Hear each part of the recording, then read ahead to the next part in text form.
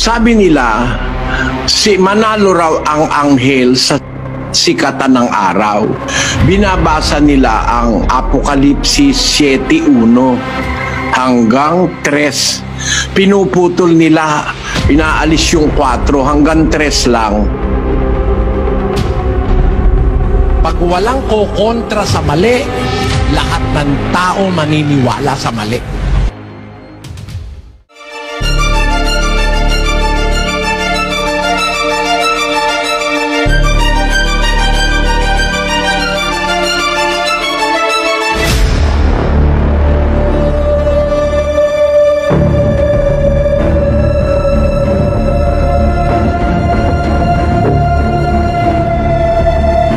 Dito sa ating papaksain sa ating Bible study. Sabi nila, si Manalo raw ang anghel sa sikatan ng araw. Yun daw sikatan ng araw, yun daw ang Far East, no? Tapos ang anghel daw na sikatan ng araw, si Manalo. Binabasa nila ang Apokalipsis 7:1 hanggang 3. Pinuputol nila, inaalis yung 4 hanggang 3 lang. Ito po ang nakasulat sa kanilang pasugo. Pakilagay mo nga. May 1976, page 28.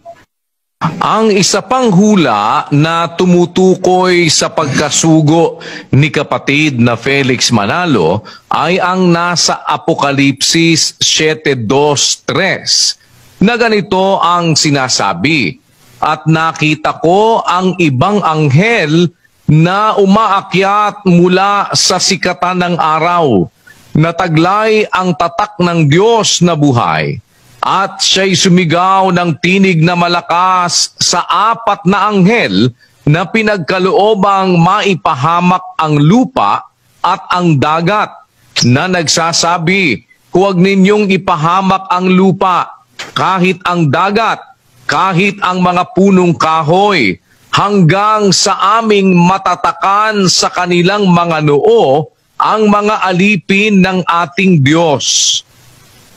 Ang kahulugan ng anghel ay sugo, Lucas 1:19. Ang salitang anghel na ang kahulugan ay sugo ay ikinakapit sa mga nilalang na espiritu na isinusugo ng Diyos. Hebreo 1:13-14. Ikinakapit din ito sa obispo ng iglesia. Apokalipsis 2:1. Apokalipsis 2:1, ikinakapit daw yung salitang anghel sa obispo ng iglesia sa Apokalipsis 2:1.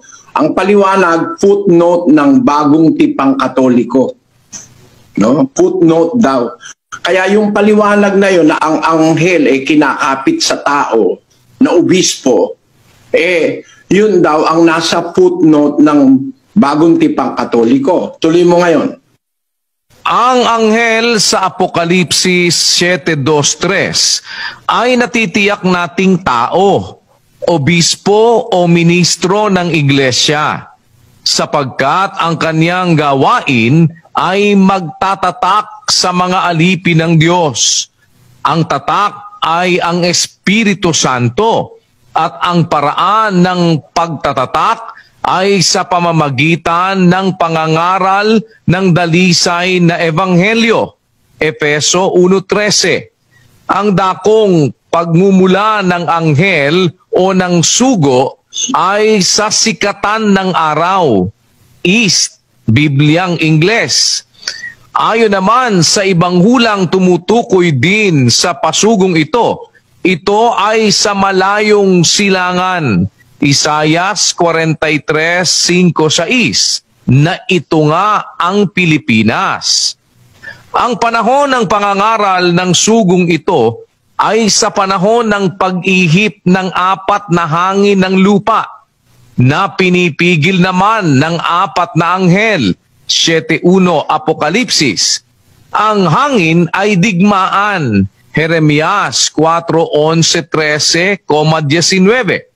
Ang 4 na anghel na pumigil sa digmaang ito na pandaigdig ay ang apat na pinuno ng bansa. Ang mga pinuno ng bansa ay mga sugo rin. Unang Pedro 2:13-14. Na ang mga ito'y sina Orlando ng Italia, Lloyd George ng Inglaterra, Clemenceau ng Pransya, at Wilson ng Amerika, na lalong kilala sa tawag na The Big Four. World History, pahina 494.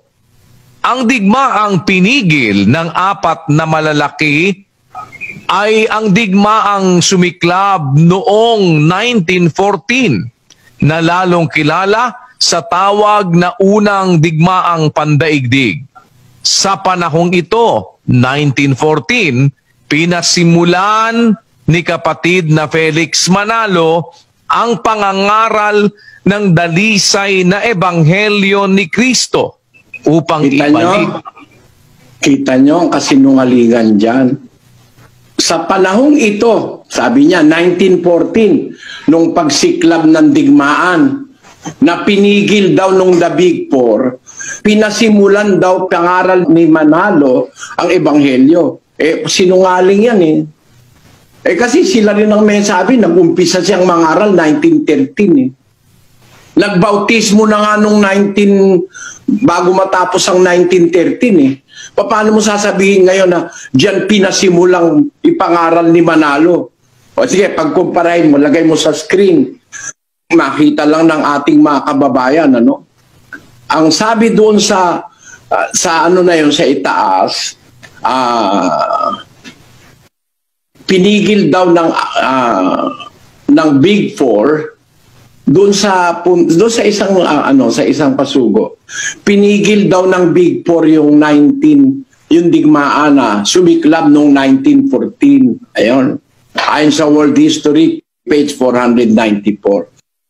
Sabi niya, ang digmaang pinigil ng apat na malalaki ay ang digmaang sumiklab noong 1914, na lalong kilala sa tawag na unang digmaang pandaigdig.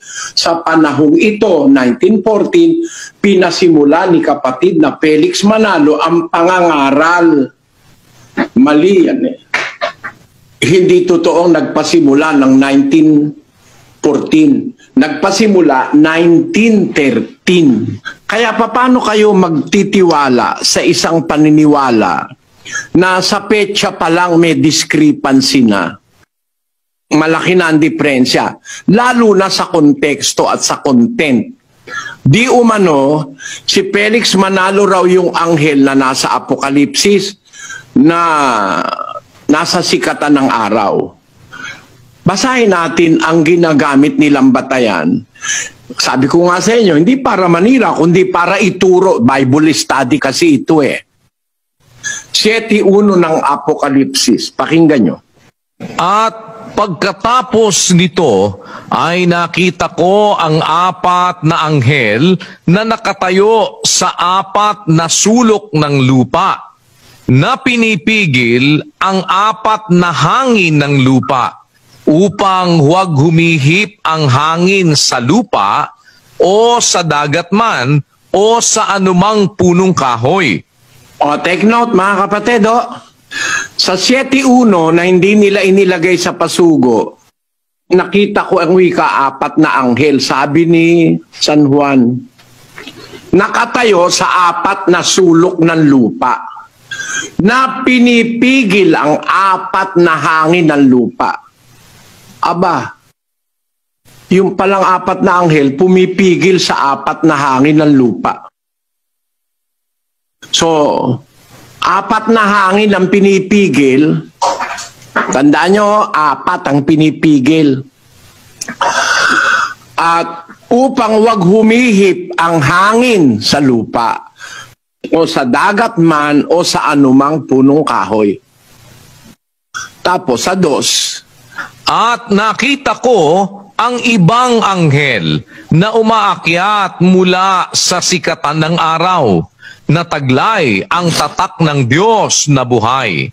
At siya'y sumigaw ng tinig na malakas sa 4 na anghel na pinagkaloobang maipahamak ang lupa at ang dagat.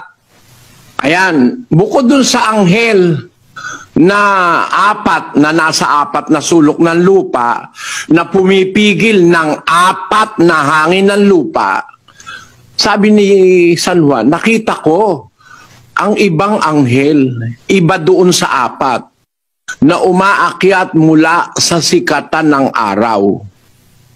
No? Mga kapatid, mga iglesia ni Cristo, mga ministro, bigyan nyo lang ito ng pansin. Maliwanagan nawa ang isip nyo. Yung 4 na sulok ng lupa, sabi nila, sa kanilang pasugo, yan daw ang 4 na direksyon ng mundo. Ang North, East, South, and West.